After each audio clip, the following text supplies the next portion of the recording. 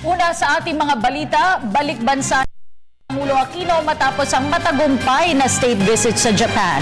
Pasado alas 5 ng hapon lumapag ang eroplanong lulan ang Pangulo at kanyang delegasyon sa Ninoy Aquino International Airport Terminal 2. Bitbit ni Pangulo Aquino ang panibagong mga benepisyo para sa mga Pilipino mula sa 4 na araw na pagbisita sa Japan.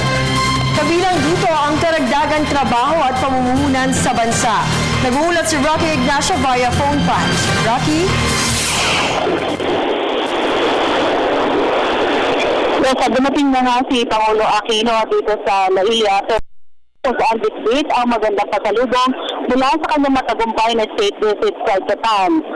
Sinabi ng Pangulo na pinasalamatan niya ang Japan dahil sa patuloy niyang suporta hindi lamang sa pagsusulong ng kaunlaran kundi sa disaster preparedness at pati na rin ang isinusulong na kapayapaan at kaunlaran sa Mindanao. Pinasalamatan rin niya ng Pangulo ang si Emperor Akihito at si Prime Minister Abe kasama na rin ang media dahil sa pagkilala sa naging reforma ng Pilipinas. Ito rin kasi ang kauna-unahang si Pangulo Aquino sa National Diet, yung sinasabing legislatura ng Japan kung saan daw niya ay binigyan linaw ang posisyon ng Pilipinas sa larangan ng seguridad, ekonomiya, pati na rin ang gumagandang lagay ng ekonomiya ng bansa.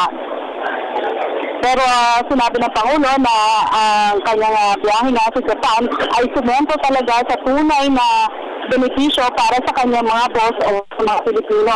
Sinalakay kasi ng Pangulo dito yung malaking nakuhang investment ng Pilipinas sa larangan ng high-tech industry na pagpapalakas pa o pagkuha ng pagtaas ng medical equipment na nakuha ng Pilipinas. 11 na kumpanyaan na nagbigay na ng intensyon para mapalawak at magdagdag ng pamumuhunan sa Pilipinas.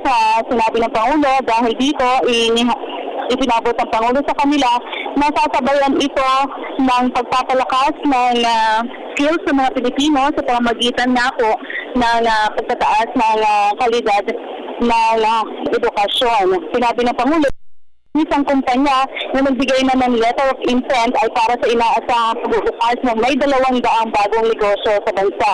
Sinalakay pa rin ni Pangulo Aquino yung naging joint declaration, joint statement bilang strategic partner sa kanilang pulong ni Japanese Prime Minister Shinzo Abe na nakatuon niya sa security kung saan na ay kinilala pa rin ang posisyon ng Pilipinas sa usapin ng West Philippine Sea. Ayon pa sa Pangulo, sa tulungan niya ng Japan ay kumuha ng atensyon ang Pilipinas para silipin pa negosyante ang potensyal ng Pilipinas sa larangan ng pagnenegosyo.